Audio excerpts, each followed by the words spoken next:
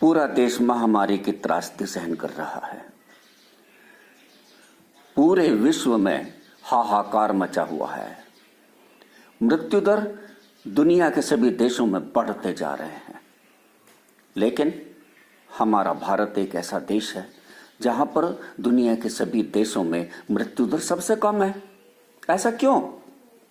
क्योंकि हमारे देश में एक विशेषता ऐसी है जो बात पकड़ने की है, जरा देखने की है, जो अन्य देशों में नहीं पाई जा रही है, और वो है कर्मण्येवाधिकारस्ते वाली, काम करने की प्रवृत्ति वाली।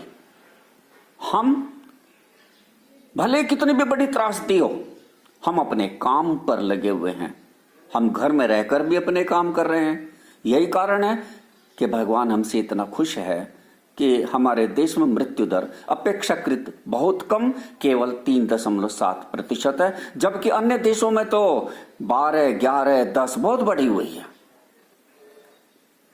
तो आइए इसके पीछे कि हमें अपने काम करने की प्रवृत्ति को बनाकर रखना है, क्योंकि इससे भगवान प्रसन्न होते हैं। कर्म ही पूजा मानी जाती है, बताई जाती है।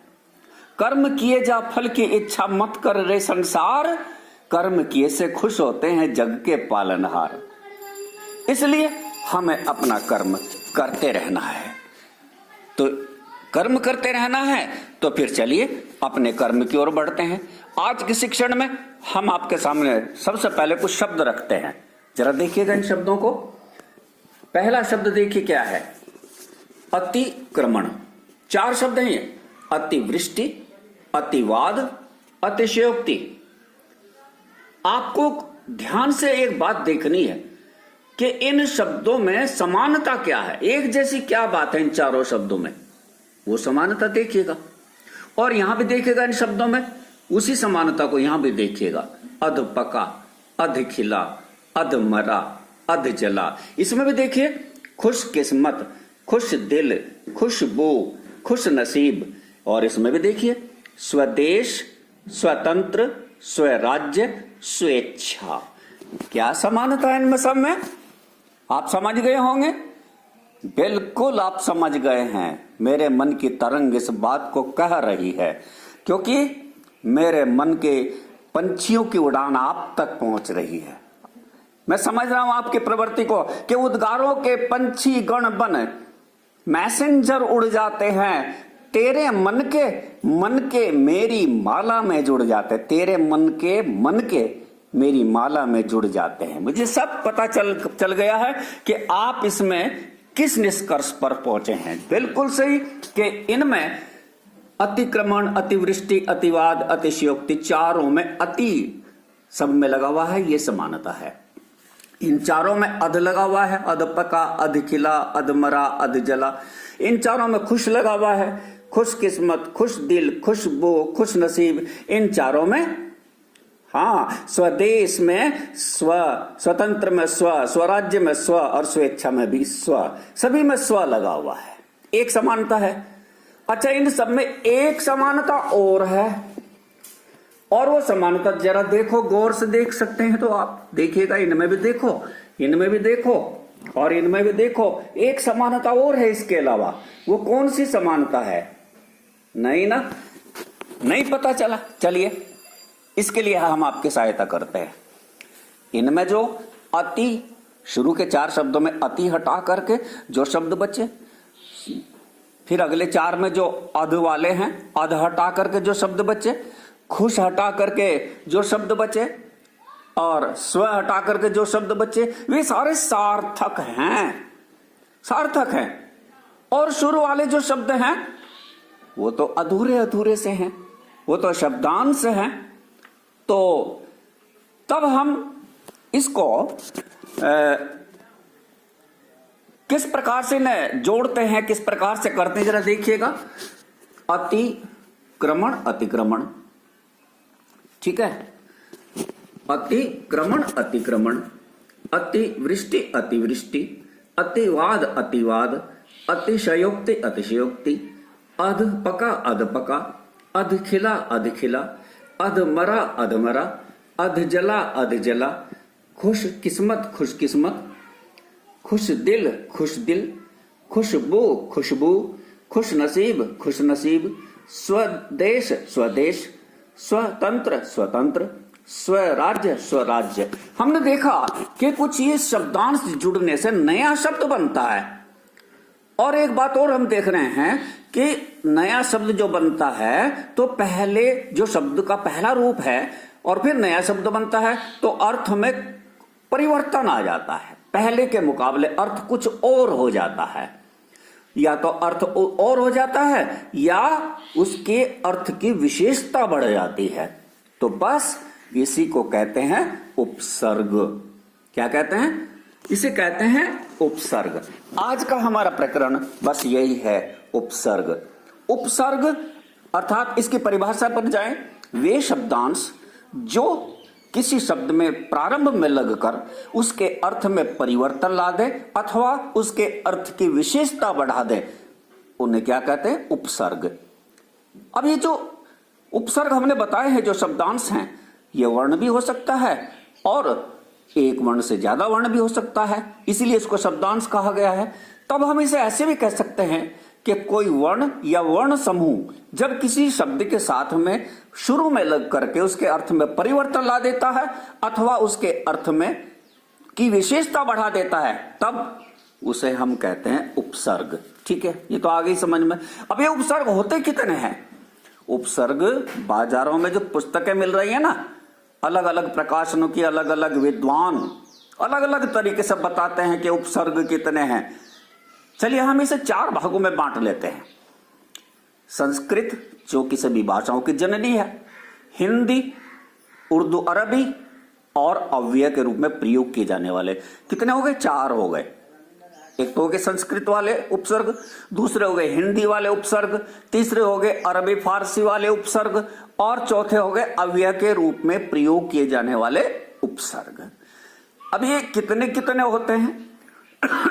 ये कितने कितने होते हैं, ये सब देखने के लिए जरा सा हमें एक बात देखनी है कि कुछ शब्द ऐसे होते हैं जो संस्कृत में भी होते हैं, फिर हिंदी में भी होते हैं, कुछ ऐसे होते हैं जो हिंदी में भी होते हैं, फिर उर्दू अरबी में भी होते हैं।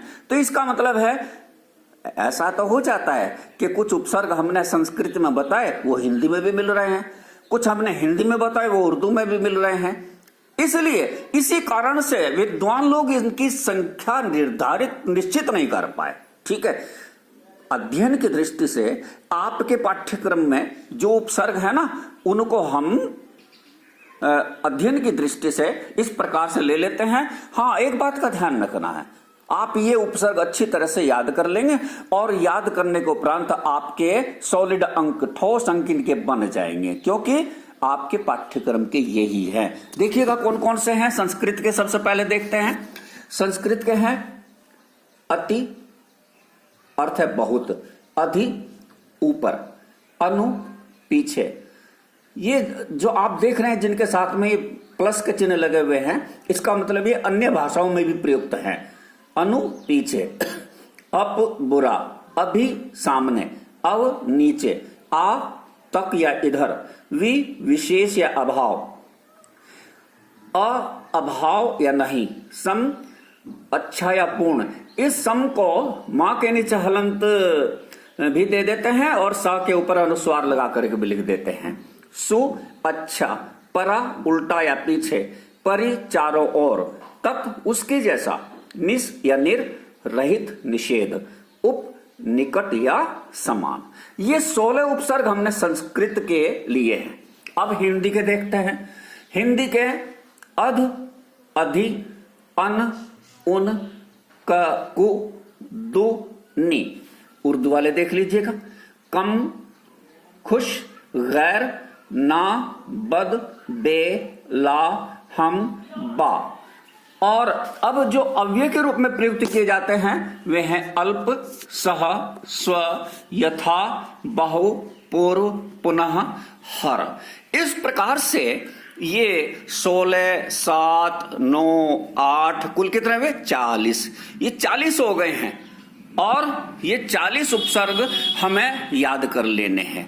अब इनका एक हम अभ्यास करते हैं, चलिएगा, और अभ्यास करते हैं तो अभ्यास करने में एक बात हम आपको बता देते हैं कि जब हम शब्दों से उपसर्गों को अलग करके लिखते हैं ना, या उपसर्ग जोड़ के शब्द बनाते हैं, तो कुछ गलतियां हमसे हो जाती हैं। ध्यान रहे वो ना हो तो हमारे नंबर पूरे मिलेंगे, हमारे अंक पूरे मिलेंगे। ठीक है, अब देखिए ये पहला शब्द है अनुसरण। गलतियां हो रही हैं अभी हैं।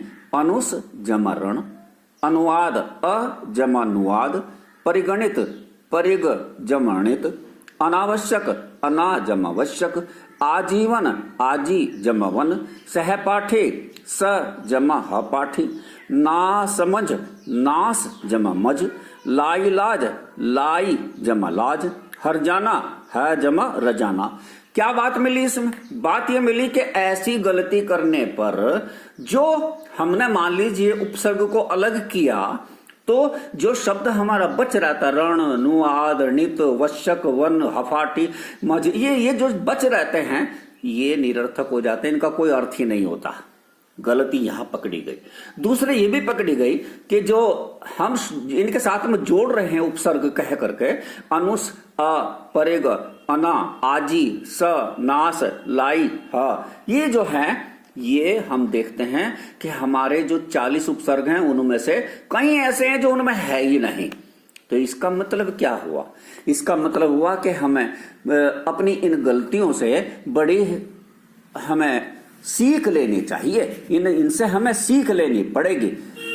छोटी छोटी त्रुटियां हमको चौकन्ना कर जाती हैं, छोटी छोटी त्रुटियां हमको चौकन्ना कर जाती हैं। संशोधन की वृत्ति फिर सन्मार्ग पर लाती हैं। ठीक है, और ऐसी गलतियां हमारी नहीं होनी चाहिए। हमें ना बड़ा समझ करके लिखना चाहिए, क्योंकि समझ कर समझ बड़ी जब अपनी हम कर लेते हैं, तो सद्गुण ज्योति से जीवन पथ हम रोशन कर लेते हैं। तो अपना जीवन रोशन करना है, हमें ठीक से सीखना है, हमें पढ़ाई को बहुत अच्छे से लेना है, कहीं से भी जरा सी भी त्रुटि ना हो जाए, हमें इस बात के लिए चौकन्ना होना है। चलिए इनका शुद्ध देखते हैं, शुद्ध रूप क्या है देखिएगा। अनुसरण का शुद्ध रूप अब हम इधर केवल शुद्ध देखेंगे। देखिएगा, अनुसरण का अनु जमा शरण, अनुवाद का अनु जमा वाद, परिगणित का परि जमा गणित, अनावश्यक अन जमा आवश्यक, आजीवन आ जमा जीवन, सहपाठी सह जमा पाठी, ना समझ ना जमा समझ, लाइलाज ला जमा इलाज, हर जाना हर जमा जाना। अब आप देख रहे हैं कि जो हमने ये उपसर्ग पृथकीकरण किया है, इनको अलग किया है, तो इनमें जो उपसर्ग हैं वे उपसर्ग हैं और जो शब्द हैं वो सारे सार्थक शब्द हैं। तब ये हमारा ठीक हो जाता है। अब निश्चित रूप से आपके समझ में आ गया होगा उपसर्ग क्या होता है, इनका प्रयोग कैसे कर लेते हैं, हम तो त्रुटियां क्या हो जाती हैं हमसे, ये सब हम समझ गए हैं आज के इसमें और इस लेसन में। आगे से आपको इसी पर आधारित जो काम दिया जाएगा वो याद करने वाली कॉपी में, जिसके लिए आपको अलग से निर्देशित किया जाएगा, वो बनानी है और उसमें ये सब लिखना है, आपको अलग से भेजा जाएगा। धन्यवाद।